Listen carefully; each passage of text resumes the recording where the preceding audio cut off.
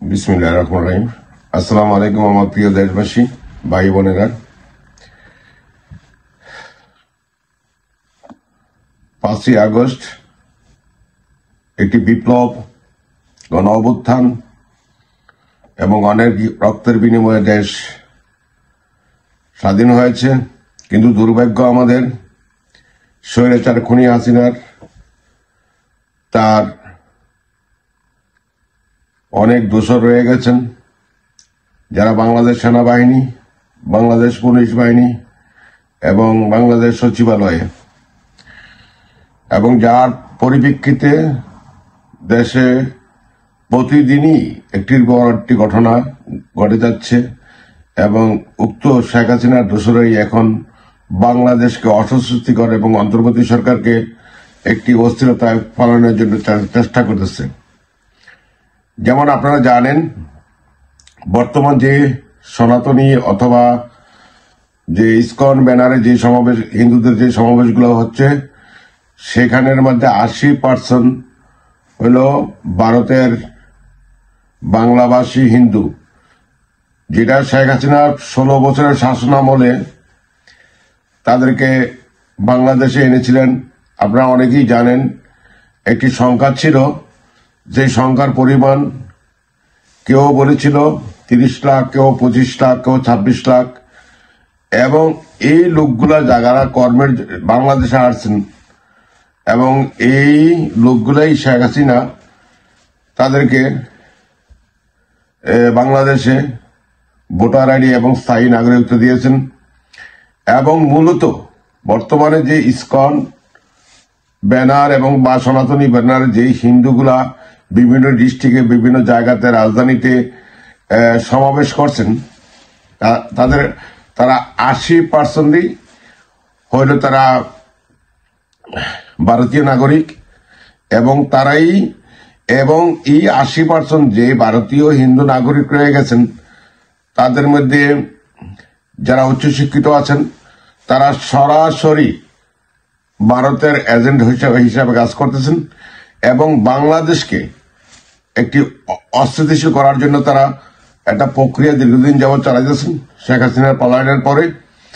তবে আমাদের বাংলাদেশের বিভিন্ন রাজনৈতিক দলের ঐক্যর প্রয়োজন এবং বাংলাদেশের অন্তর্বর্তী সরকারকে জানানোর প্রয়োজন, যেই ধরনের হিন্দুর এখন বাংলাদেশে বসবাস করতেছেন, বেশিরভাগ শহরগুলোতে, চিটাগাং, রংপুর, দিনাজপুর, খুলনা, ঢাকা,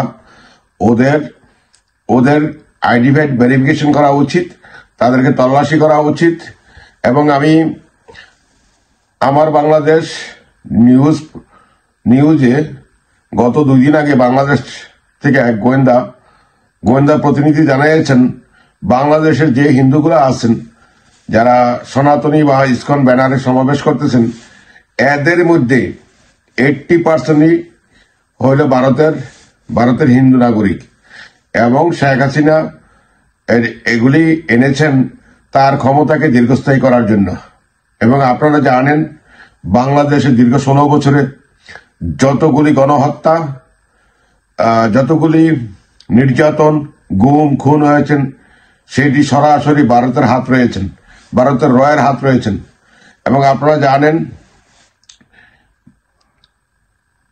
নরেন্দ্র মোদী একটি হিন্দুত্ববাদী স্বৈরাচারী সংগঠন, যা ভারতের 40 কোটি মুসলমানের ব্যক্তি স্বাধীনতা, ধর্মীয় স্বাধীনতা এবং নাগরিক স্বাধীনতা তারা কেড়ে নিচ্ছেন।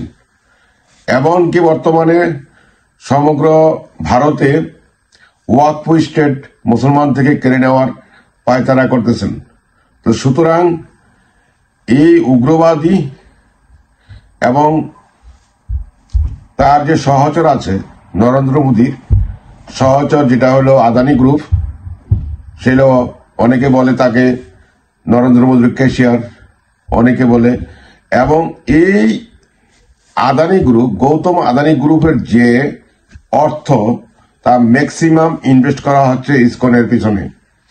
এবং যার জন্য আপনারা জানেন, এই গৌতম আদানি পৃথিবীর যেখানে যেখানে ইনভেস্ট করেছেন, তাদের এই সন্ত্রাসী কার্যকলাপের জন্য এবং তাদের তাদের ষড়যন্ত্রের জন্য তারা শ্রীলঙ্কার থেকে বিদায় হয়েছেন, তারা অস্ট্রেলিয়া হইতে বিদায় হয়েছেন, তারা কেনিয়া হইতে বিদায় হয়েছেন।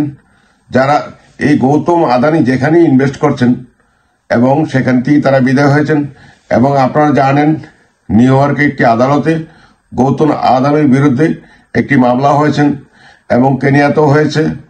সুতরাং এই চক্রটি একটি ভয়ঙ্কর চক্র। গৌতম আদানি এবং নরেন্দ্র মোদী একটা হিন্দুত্ববাদী জঙ্গি সংগঠন।